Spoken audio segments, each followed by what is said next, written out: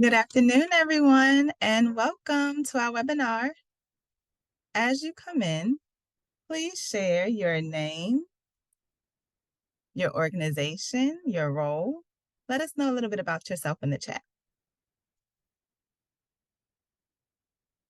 Hi, Haley.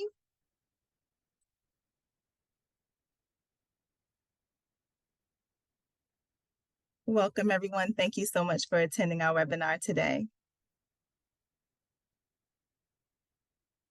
Hi, Rebecca. Good to see you. As you come in, please enter your name in the chat, your organization, your role within your organization, and where you're joining us from.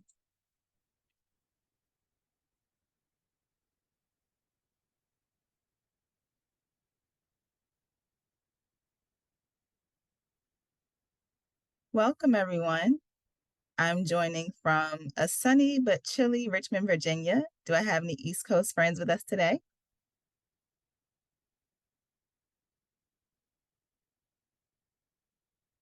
Okay, North Carolina. I lived there for almost 7 years. Well, welcome, everyone. We're about to get started. My name is Brittany McKeithen Barnes, and here at Aperture Education, I am a professional learning trainer, and I want to thank you for joining us today as we learn together. Before we begin, let's go over some housekeeping items.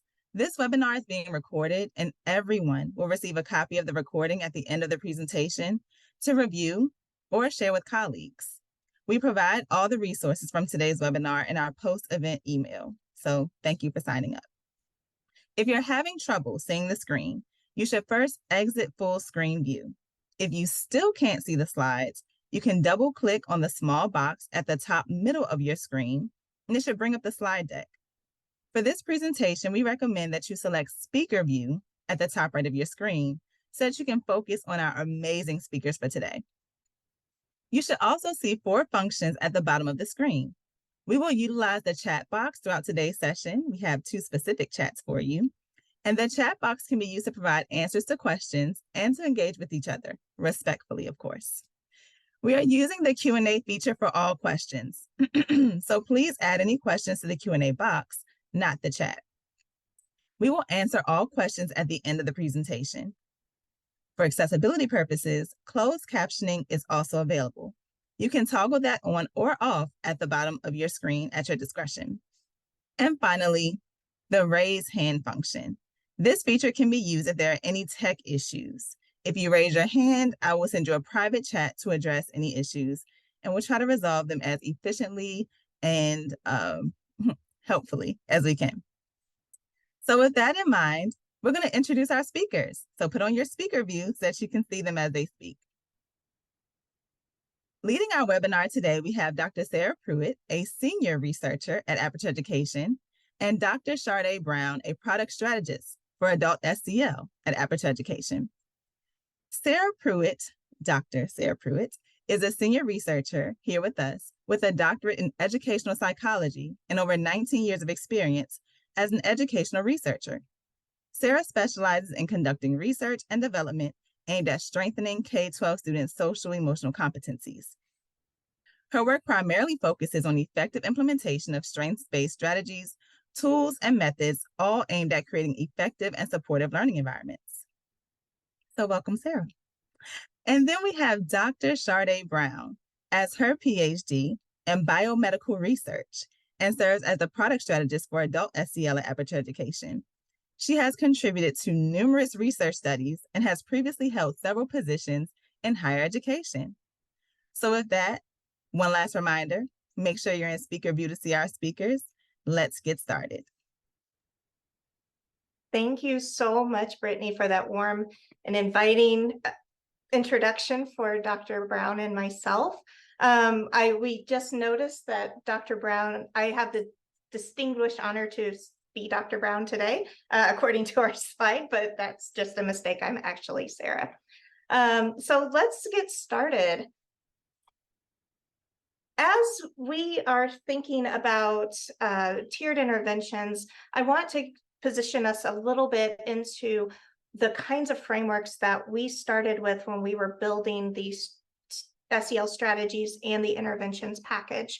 And in order to do that, I want to position us by looking at how we conceptualize social and emotional competence development, and where we position all of our tools and the Aperture system. We do it through looking at this model of how do students develop their social and emotional regulation. And what we know is that competency is a skill set that can be developed, and that's why we're here. And in order to do that, students do need to feel a sense of agency, self-efficacy, which is their competence, and they need to feel connected to others. When they do, when they have that set of, they feel efficacy, they feel that agency, they're more motivated to engage in their skill development.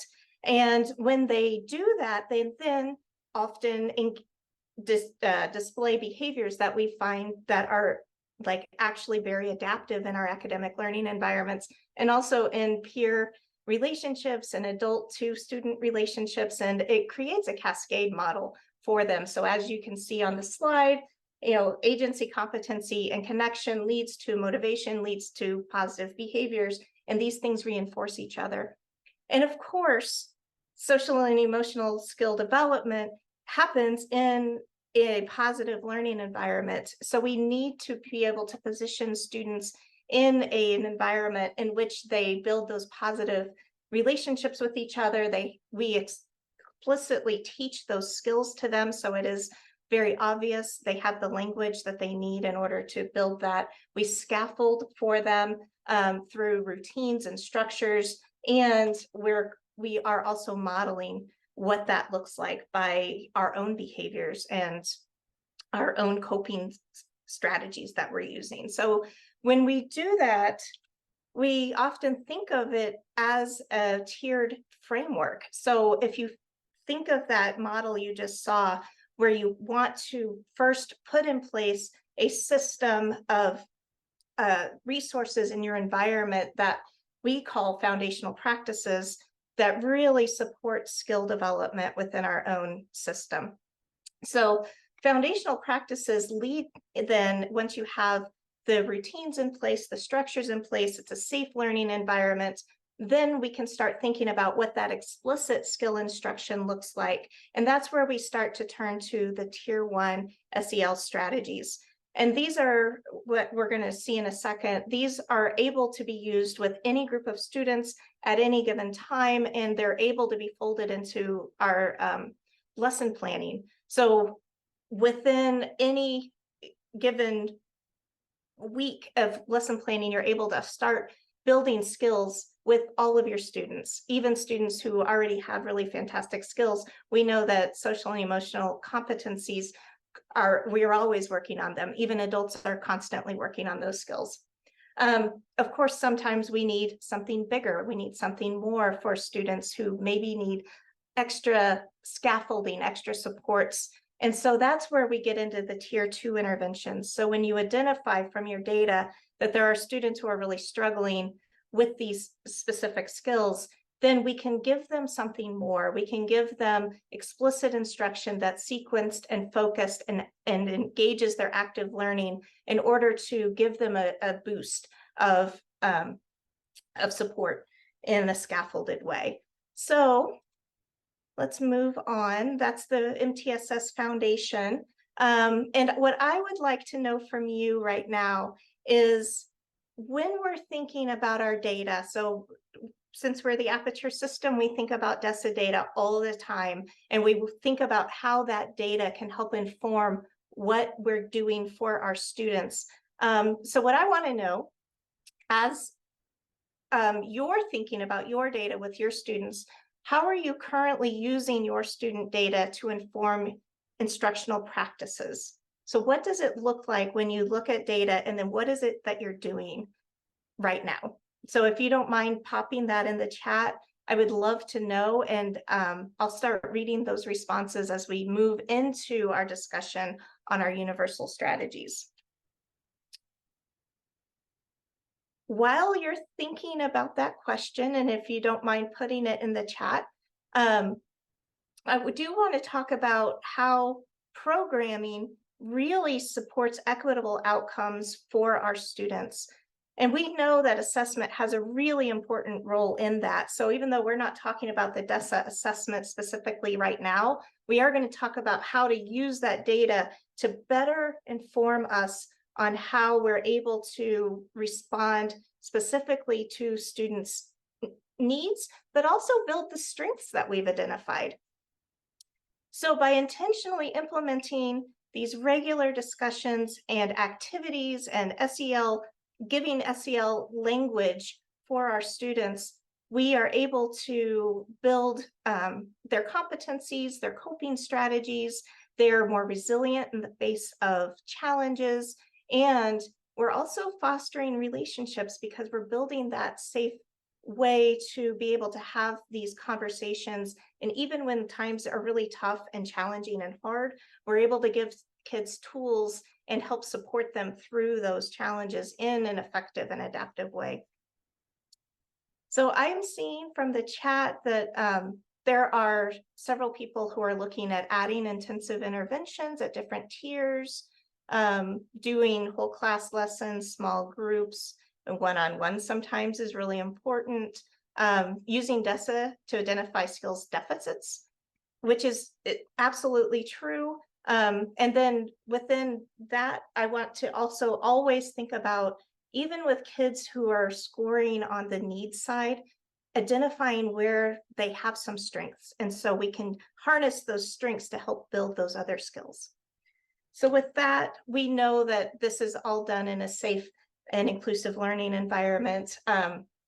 We do want to recognize that, recognize those strengths, like I just said, that helps build a positive identity for students when they feel like they do have strengths in some areas. And that helps that cascade model that we started with, where we are building their agency, we're building their competence, and we're helping them be more motivated. So that really starts to reinforce each other. And we know that this is all reciprocal, so it's all built on each other. With all that said, so that's our background and framework.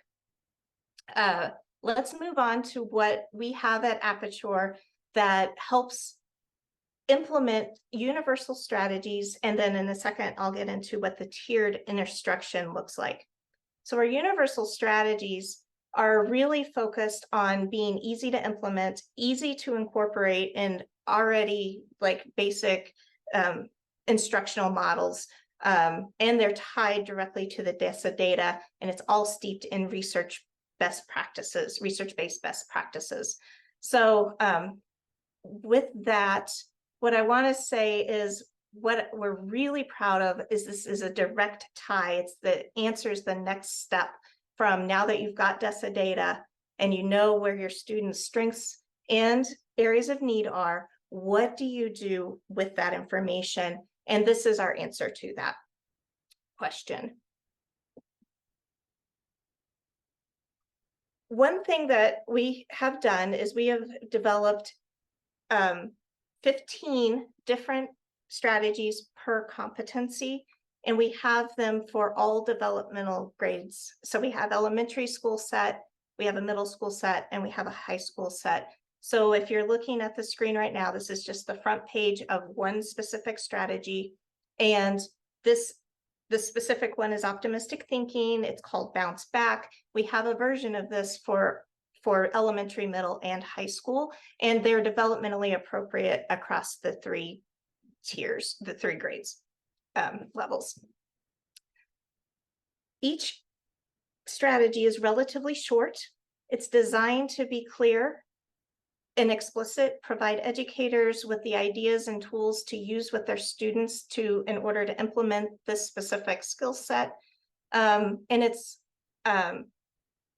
meant to be used with anybody who picks it up. So even if I'm a brand new teacher that just walked out of a college and into school, I should be able to understand this, read it, and implement it. But let's look at each individual component. So as I'm picking up this piece, this paper, I'm looking on the front page, I see initially what this strategy is all about. So very quickly I can decide, yes, this is what I need, or no, it's not. I'm going to look for something else within this competency. I also see the research base behind it. So this is the why it works. And we provide all the references back to the research base, but it tells you what you can expect if you implement this strategy and practice it with your students. If I decide that, yes, this is indeed what I want, I can look a little more deeply at the activity overview. So now I know what it's all about. All right, I've decided, yes, this is something I'm interested in. So I'm going to look at the implementation considerations. This is just an overview of what is it that I need to kind of think about and digest before I put this into practice with my students. So this one has some opportunities to incorporate movement with your student. If you want to implement this and use this with the movement activity, we provide an opportunity to look back at a foundational practice of how do you do this effectively and while you still maintain control of the classroom. So we have a recommendation. You can look up our foundational practice about how to do that. And then we just give a little notice that italicized text within the strategy is suggested language you could use to introduce this strategy with your students. So it's just informative for you. So now I've gotten this in mind. I've decided I'm going to use this, but what do I need? Well, what I need, here's some materials I need. I'm going to use the See, Hear, Feel chart. It's included with the strategy. I don't have to go anywhere to look at it for it. It's at the end of the PDF with the strategy. Use the bounce back template. That's also included with the strategy, and a ball. So that's something that we can't provide electronically, unfortunately. So you'll have to provide the ball. And then finally, one other component I want to point out is we tell you explicitly within the DESA competency of optimistic thinking, here's the specific theme that this specific strategy is tied to. So everything is right there for you. Every single strategy has this same exact format for the front page. So once you're used to the framework and the format, you know what to look for in future strategies. With all of that context, let's look at a couple of other strategies. This one happens to be self-awareness. You'll notice the color is different, but nothing else is. So now you can see 2 pages of the strategy. These strategies are typically no more than 2 pages. The additional pages are any tools or resources that you might need that would be included in that materials box. So this strategy is self-awareness. It's blue instead of green because it's a different competency. That's the only difference. And as we look at it, you'll notice the second page is now, that's your instructions, that's your lesson guide. So it tells you very explicitly, how are you going to implement this with your students and what are those steps? And then gives any teaching tips and examples that you might need in order to successfully put this into practice. So let's look at one other universal strategy. And this way you can see that final page that I was talking about. Again, different color, only because it's a different competency. Every other set of elements are the same, so you know what you're looking for. This third page, though, is the resource that you might need. This one is called Talking Points. It's meant to help students start to collaborate socially, be able to have conversations with each other.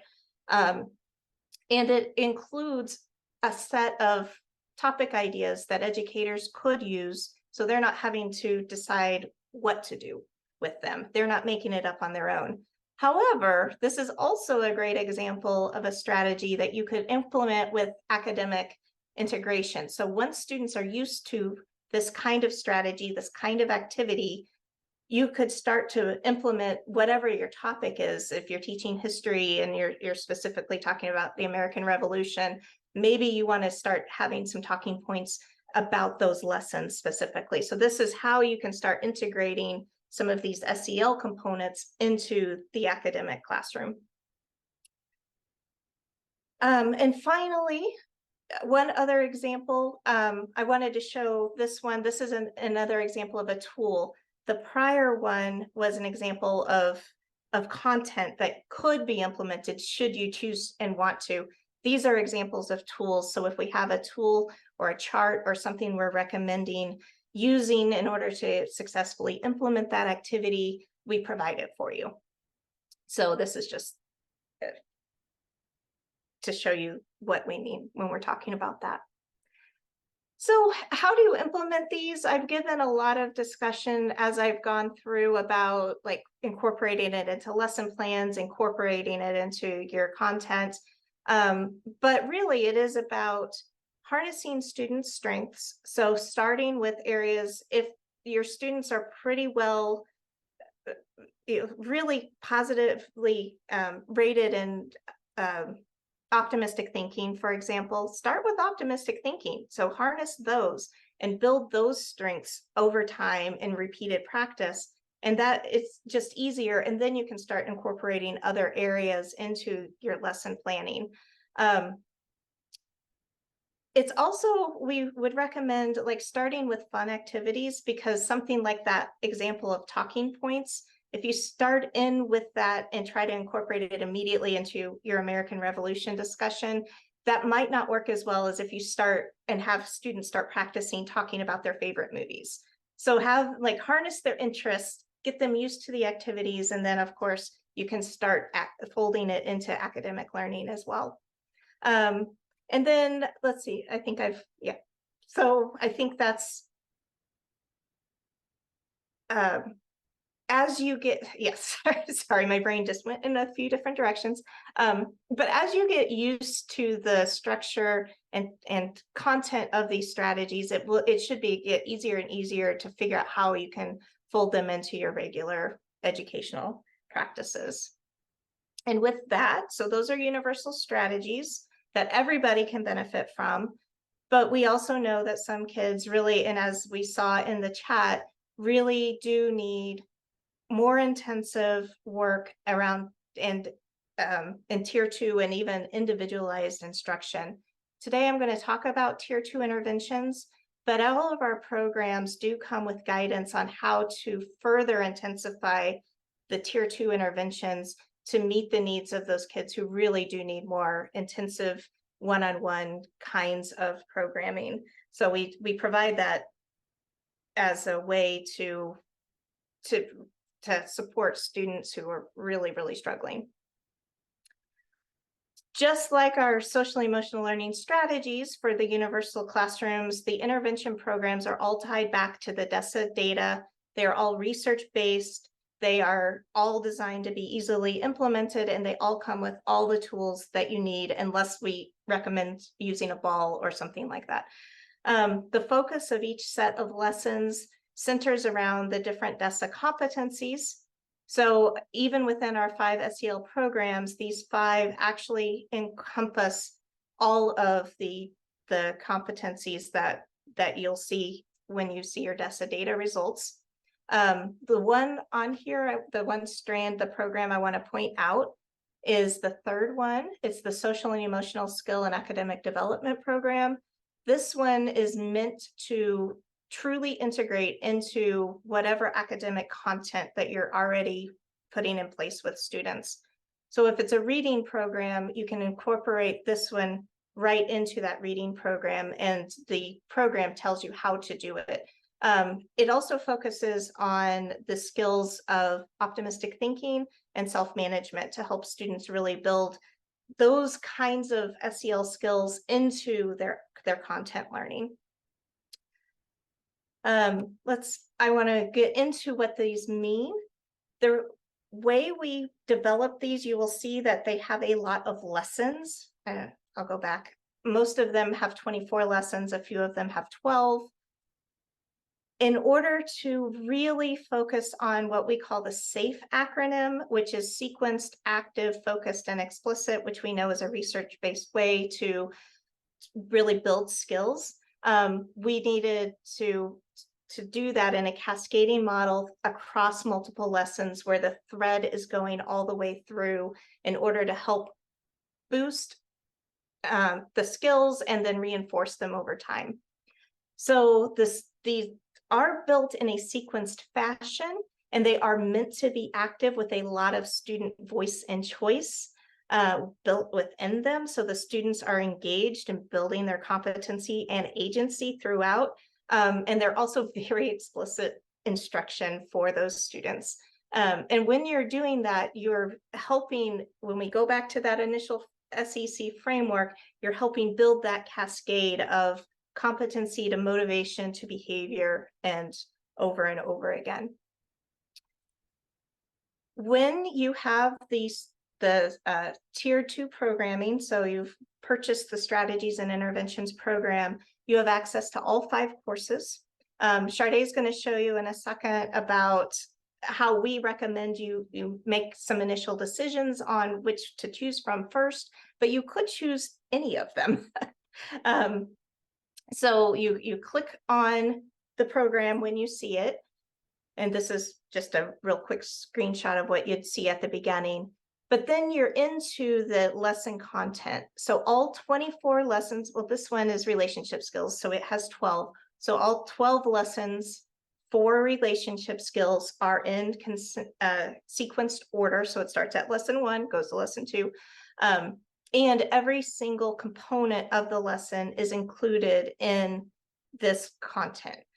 So there is no guesswork. We have everything there for you. Every single lesson contains a lesson guide, so you know exactly what to do. They contain adaptable PowerPoint slides that match the lesson guide. So when you have the slides, you can show them to your students if you want. You can also change them to fit your context. So if you really need to shift things around a little bit, you are free to do that. We also provide examples. So anytime we're asking you to build something with something like a poster, a T-chart, there are some things where you're building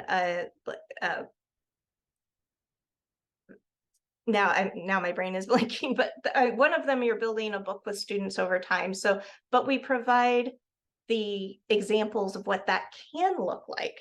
We also really encourage you to help the students put into action what they want. We want them to be creative, but we also know that sometimes we need a little example in order to get started. So we provide those models.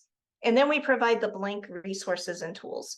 So everything that we provide, you can use, and you can adapt it to the context and needs that you have and what your students need. And of course, if you want to use everything we provide is, of course, electronic. If you would rather use more tactile materials, you are very free to use that with these programs. So if I don't want to build something on my computer screen, I want my students to all be together on a poster, absolutely do that. You just have to gather the materials for it in advance. Before you even get started into a lesson, of course, you can look at the lesson materials, but we do want to provide ways for you to really think about and plan for the group of students that you're going to be working with. So we provide a facilitator's guide. This is just the first 2 pages, and any considerations that you might need in order to be successful in implementing the program. We provide white space under each set of considerations that you can take notes on. So these are yours to use however you need to. And then that gives you a good sense of what to do once you launch into the programming with your students. We also provide you a way to track what's happening in your lessons. So the first green part in this workbook is just who your students are, and then their attendance. So you can check, oh, maybe Sara is not doing so well. Well, why? Well, they're missing a lot of time with me. So maybe I go back and do a little reinforcement with some prior lessons. And then the blue part is how far you got in the lesson. So there's going to be a few times maybe I really need to slow down. Maybe this lesson I need to chunk out for myself. And for my students based on their needs. And so I'm going to slow it down, and I'm seeing that based on how far I'm getting. So none of these lessons are forced into a 30-minute period. You could break them apart, or you could slow down, or you can go back if you need to, or if students are doing great, you can move forward a little more quickly. So, definitely structure it based on your needs. So let's talk about the lesson guide, and then I'm going to show you some examples of some of the content. So this is what is contained in a lesson. Every single lesson guide has these 4 components. Every one starts with a class greeting. So the class greeting is meant to help students build relationships, get them comfortable together, get them comfortable with you. All of these are fun activities. And as you go through the lessons, you'll also see that they're very explicitly tied to whatever the lesson is for the day, but they're all engaging in fun activities. Except for the first lesson, which is an overview for step 2. Step 2 for all the other lessons is a review. And it's meant to be very, very fast, but it's also meant to just jog your memory. What is it that we've been talking about? And then that ties into the current activity. The current activity is the meat of today's lesson, so it's going to be the big chunk of what you're doing. And then instead of just having an abrupt stop to the day, there's always a very short wrap up. And like the review and the greeting, the wrap up is also tied to all the content. So we want a thread of all these lessons as you progress through the program to continuously reinforce each other and build upon each other. So that is the flow of a lesson guide, but that's kind of meaningless without looking at one. And so as you can see, this is lesson number 1. And we start with a class greeting. This class greeting is a little longer because the students haven't been together yet. So, let's do something a little bit more meaningful in the first go round. So class greeting. Step 2 is this one is an overview. Normally it's a review, and that's okay. So you can start with the overview, and we even provide some guiding language on the second page. It's just suggested language. You don't have to follow the script explicitly. We do tell you what materials will be needed in this lesson for the day. And then what is the activity that we're doing today? This is happens to be building a relationship, what the students' concept of relationships are. So then that gives you a little bit more insight into what they're thinking. And then finally, you stop with a wrap up. When you've got your lesson, now you need to know what to do with my materials. So the materials are included right with the lesson guides. This one is for when you're building your group norms. It's a T-chart. So again, you can use this one that we've provided with a few examples already embedded, but you could do this with a piece of paper or a whiteboard or a chalkboard. Whatever you need and whatever is most appropriate for your students, use that, but you have an example if you need it. And then finally, for us, we also have examples for educators to use. So this is the group norms. In the group norms activity, we're asking students to come up with ideas, but then we're asking them to create their own poster so then they can have that model that they've built for the classroom space. We want you to have an idea of what this could look like. So we give you a sample, but we also provide you the blank version of this one in case you want to use it, in case you don't think it's appropriate with your certain group of students to do something themselves. They can use this and then maybe build on that later. So it is really about giving context to your students, but also giving them some choice and whatever is most appropriate for them. So with that being said, I do see a question really quick before we move on, Dr. Brown, that I can answer.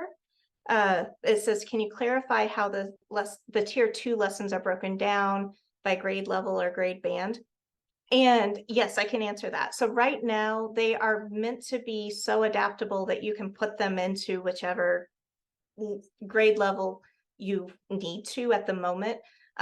We have some guiding language about how to make them, as students age up into high school, how to make them a little bit more autonomy focused. So students in high school have a lot more voice and choice versus the younger students.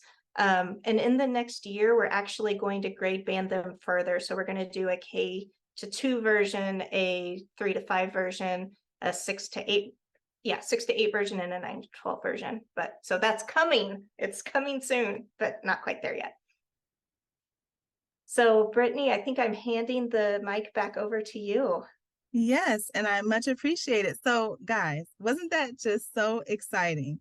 This SEL strategies and intervention package is sold separately. So please reach out to your success team member to get a hold of that and those details. While we're transitioning to Dr. Brown's presentation, I want to know in the chat, what are some potential ways that you could use data-driven recommendations and interventions at your site? How would data-driven recommendations and interventions, how would that serve you at your site? We want to be data-driven as educators, but we want to know how you would use it specifically at your site. Let us know in the chat.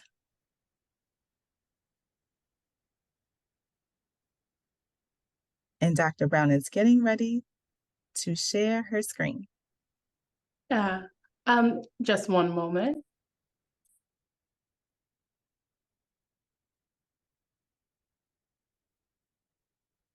And as I'm pulling this up, I just want to say thank you to Dr. Prewett for giving us a wonderful walkthrough of what that looks like. And I also want to come back to what some of the answers to the question was. I'm actually going to ask Dr. Prewett to bring her presentation back up and share her screen. I just want to say that many people mentioned having small groups for interventions, having specific people who are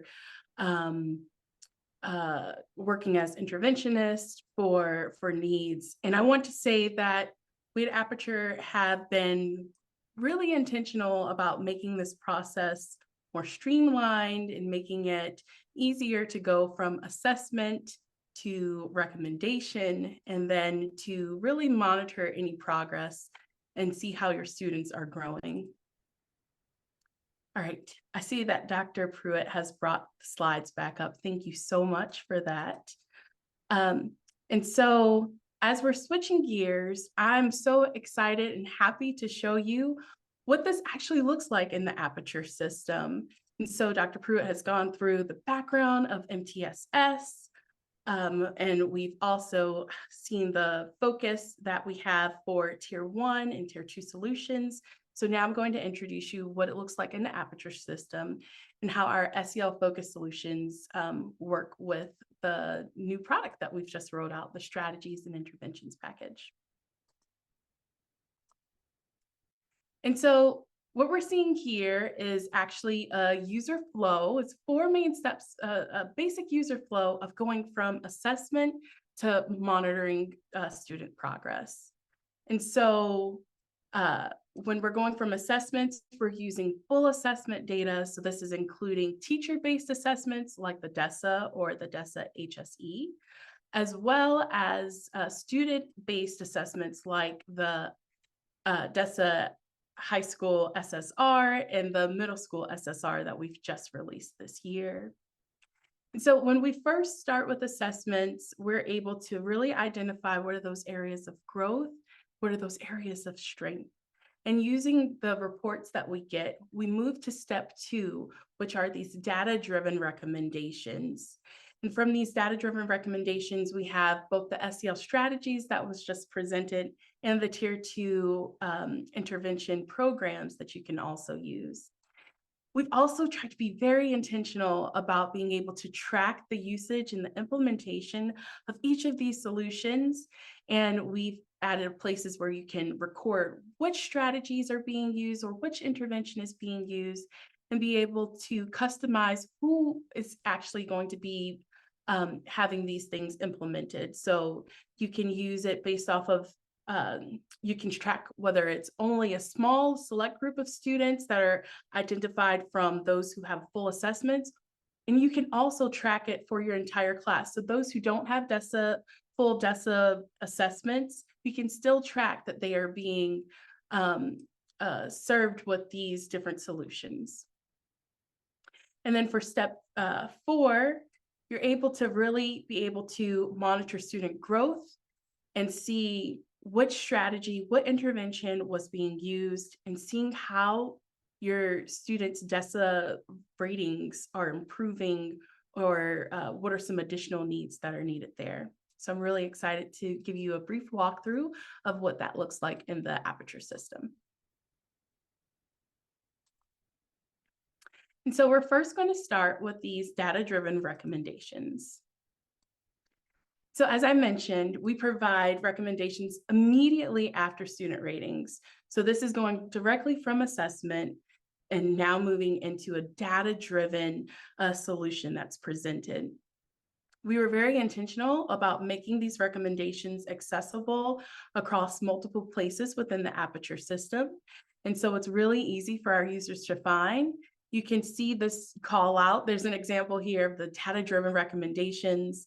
This call out is on both the students, my students page under the Data and Insights report, as well as under the competencies page under the Data and Insights report. And once you click into those data-driven recommendations, you're able to see 3 different SEL strategy recommendations and 1 tier 2 program recommendation. And so I do want to say that we offer different ways that you can filter to see which students are falling into the different categories, and you can actually see different recommendations based off of the different filters that you use. Some of these filters include grade level, includes different rating windows. So for example, if you want to see recommendations for your assessments at the beginning of the year compared to recommendations for your assessments at a middle year rating, you can see that as well as other filters based on academic criteria. So after settling on your filter settings, you'll be presented with these 4 recommendations. The first that you'll see is one that's directly related to your students' strengths. Dr. Prewett mentioned that we are a strengths first company. And so we really want to always provide the strength based strategy that's going to really hone in onto those areas that your students are strongest in. This is going to build resilience. This is going to build confidence.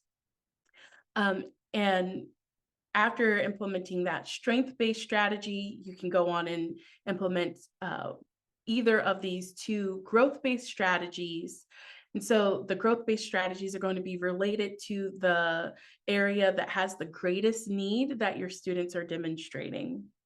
We also recommend a tier 2 intervention program for more intensive intervention, and Dr. Prewett went over that one as well. And so after identifying which strategy or which solution is best for your group of students, you can easily view specifics about that strategy. And so some of this includes the duration time. You can also see a brief description of what the strategy details. And you can also see that important section that Dr. Prewett mentioned about why this works, and understanding a bit more of the research that goes behind why that strategy was recommended and why it works specifically for those students. And once you've chosen the strategy that you want to implement, you will be able to track the use of that strategy, and you can identify the specific group of students that have been found from those filter settings. But we've also made this feature in a way that you can customize by adding or removing students from that student list. And we've also added this really really cool feature called the customs group feature. So let's say that you already have a group of students in mind. Let's say that they are students who are student athletes and they require a bit more time for self-management, and you have already identified that. You can use the custom group setting to track the implementation of certain strategies with that specific set of group of students that you already have in mind. And this is available for both the tier, this is available for both the strategies that we're recommending as well as the tier 2 programs. You can track those strategies as well. And so I know that I saw in the chat that some people had mentioned that solutions and interventions are being done with weekly check-ins or with small group settings. And so we actually have where you can identify the frequency of how often you're doing certain strategies or how often you're doing certain interventions. And so you can change that to be weekly, or you can do it as monthly.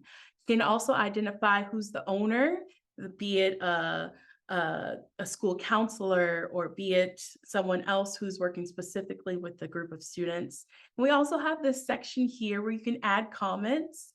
This tracker is already pre-populated with the name of the different intervention or the different solution that you've chosen, but you can use that same comment section to write about whether you're already seeing potential growth, or to make comments of, we need to increase the frequency of how often we're doing this.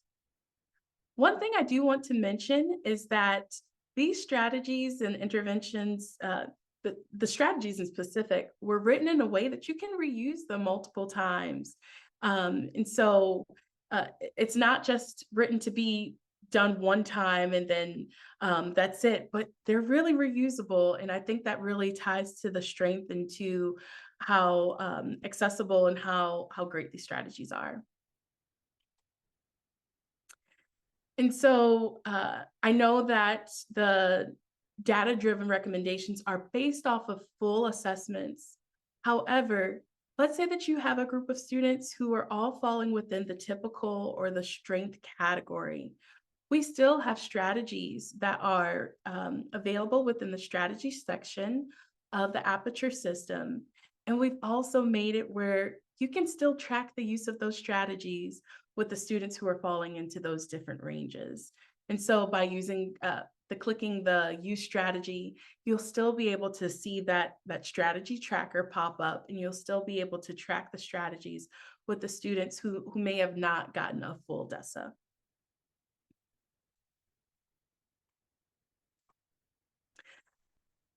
Also, another interesting feature that we've included within the strategies and interventions package is the ability to see a strategy breakdown directly on the dashboard of the Aperture system.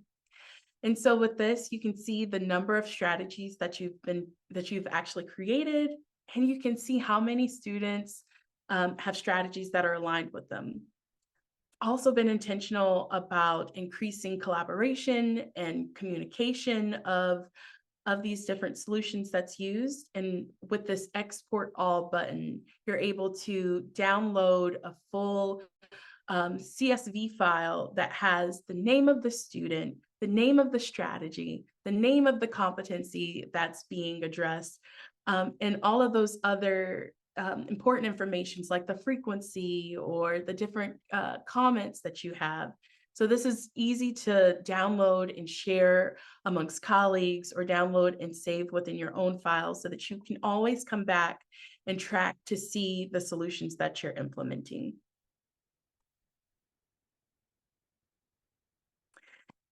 And so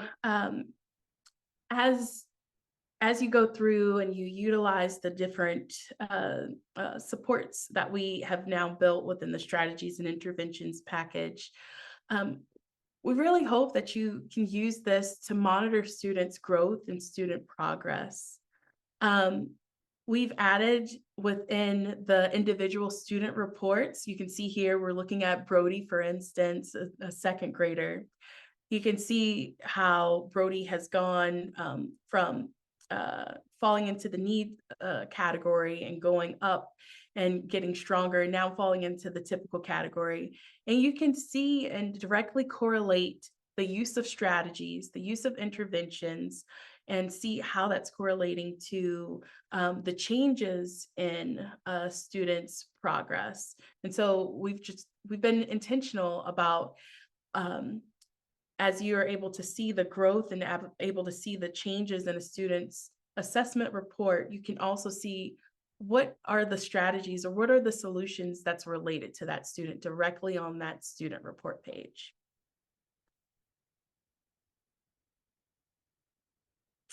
And so that concludes what we have for our webinar today. And I just want to wrap up by saying the tools like the foundational practices, the additional strategies that we have, and the Tier 2 intervention package, these can really support and build on students' strengths across all competency levels. They are written in specific competencies, but really you'll see that there are things that are connected together, especially with the Tier 2. They branch and umbrella multiple different competencies. Also, we're hoping that you can leverage students' data even more with these data-based recommendations to structure these different competencies and really build on the different activities that you can implement with students. We hope that you utilize the system to better keep track of your students' growth and progress. We really hope that you enjoy using this tracker tool and seeing how students are progressing and growing with the new updates to the data and insights page. And with that, I'm going to pass it back to Brittany. Thank you. Awesome, awesome, awesome. I feel like everyone is giving you a silent round of applause out there for just how helpful you have been today. And so for our audience, you've just learned how Aperture helps you provide immediate support to students with actionable tiered SEL solutions. But because we value your feedback and ideas so much, we want to hear from you one last time. So I'm going to launch a poll, and we would like to know, relaunch poll, continue, don't show me again. We would like to know, what gaps can you identify in your SEL instruction that are top needs in your district? Go ahead and fill out that poll so that we know how to help you and support you in the future. Oh, I love it. Everyone is responding right out the gate. Yes. Give us this feedback, please. We would love to hear this. And if you have any questions, as a reminder, we do have a little bit of time left for Q&A. If you have any questions, please place them in the Q&A box at the bottom next to the chat so that our presenters can answer those questions in real time. And if there are questions that we don't get to today, please feel free to reach out to your partnership specialist, to your success team member, to get a demo on this SEL intervention package, and to get all the information about it for the students in your district that you serve every day, because we want them to have the very best, because they deserve that. So with that in mind, it looks like I can end our poll and share the results. So it looks like mental health resources is taking the lead in this question. Awesome. Thank you guys so much for responding. Let's go ahead to our Q&A. We had a Q&A in the chat about the Tier 2 package. So the first question Hillary asked was, how would you incorporate these lessons for Tier 1 if you're only giving the DESA to a few students? So I believe she's asking, because the need for improvement is where students receive the full DESA, how is the Tier 1 lesson going to be appropriate for the rest of those students who are not receiving the full DESA? I can go ahead and take this one.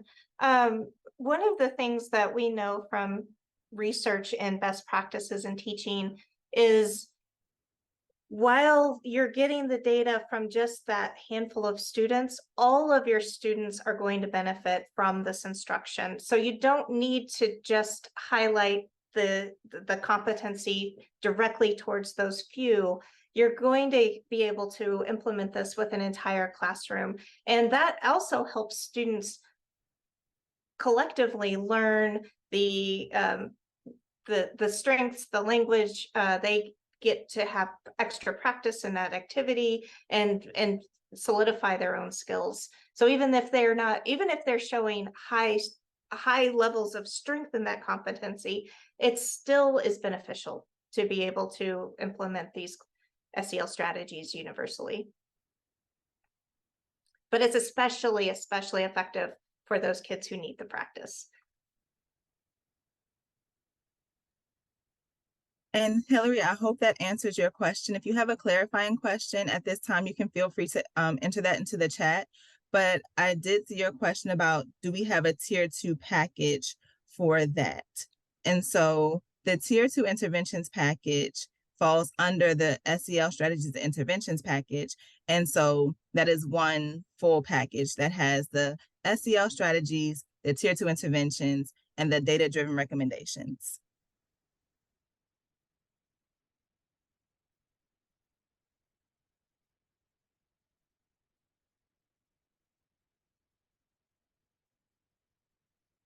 I think there was another question by Hillary. Can you do data-driven strategies and recommendations for an entire grade level or school, or just by class?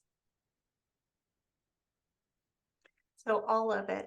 I mean, it really depends on what your needs are. You can 100% implement this school-wide. Of course, now you need, like, everybody needs to be on the same page to do it. But if this would be the best and most effective way to reach all of your students, you certainly could carve out a way in your school schedule to go school-wide.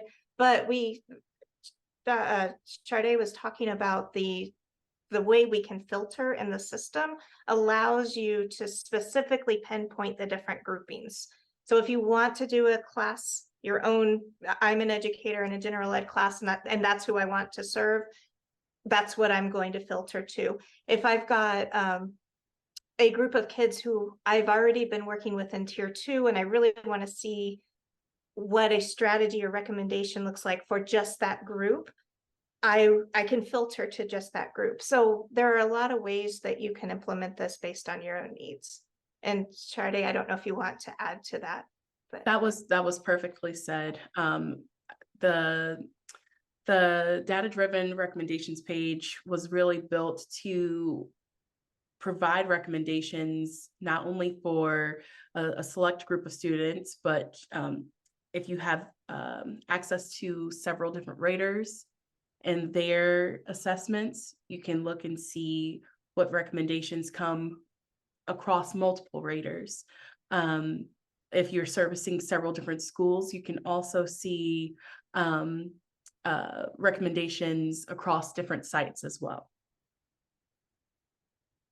And we have time for one final question. So Christy said or asked, can the DESA reports be uploaded to other data systems that we may use?